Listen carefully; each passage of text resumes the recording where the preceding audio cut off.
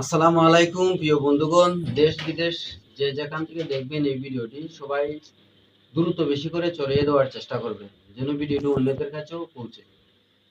এই যে একটা ভাই দেখছেন, এই ভাইটির বাড়ি কোন জায়গায়, তার নাম কি সে বলতে পারতেছে না। এটা হচ্ছে আমাদের সুনামগঞ্জ সদর জয়নগর বাজার পয়েন্ট। উনি আসলে নিজের নামও বলতে পারে না, নিজের এলাকার নামও বলতে পারে না, তার বাবার নামও বলতে পারে না, শুধু বলে ঢাকা। ঢাকা অত বড় একটি শহর, এটা হচ্ছে বাংলাদেশের একটি রাজধানী, কোন জায়গা থেকে আসছে এটাও বলতে পারে। তবে সবচেয়ে দুঃখজনক ব্যাপার হলো ভাইটি হচ্ছে সরল সোজা একজন অবলা মানুষ, স্মৃতিহীন মানুষ। তার যদি আত্মীয় স্বজন কেউ থাকেন তাহলে আমাদের এই এলাকার পয়েন্টে আসলে সর্দারপুর পয়েন্টে তাকে নিতে পারবেন। আর তাছাড়া যারা ভাই বন্ধুগণ রয়েছেন সবাই ছড়িয়ে দিবেন।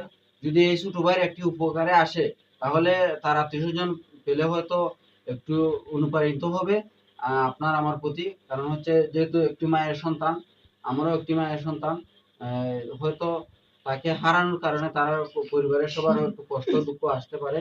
তবে তাকে আমি অনেক সময় মাতিয়েছি, কারণ হচ্ছে কোনো কিছুই বলতে পারে না। তার আত্মীয় স্বজনের কাছে পৌঁছিয়ে দেওয়ার দায়িত্ব হচ্ছে আপনার আমার। আপনারা শেয়ার করবেন বেশি করে।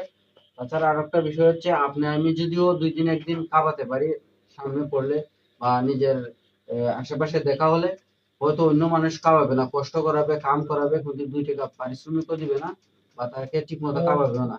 এটা হয়তো আমাদের বাংলাদেশের রীতিমতো সব জায়গায় এই ধরনের পরিস্থিতি দেখা যায় বিভিন্ন সময়। এই জন্য আমি বলি সবাই দ্রুত শেয়ার করে দিবেন। এই ভাইটার নাম এখনো সে বলতে পারেনি, তার মা বাবার নাম বা তার এলাকার নামও সঠিক করে বলতে পারেনি। সবাই শেয়ার করে দিবেন যেন তার আত্মীয় স্বজন সবাই তাকে ফিরে পায়। সালাম আলাইকুম।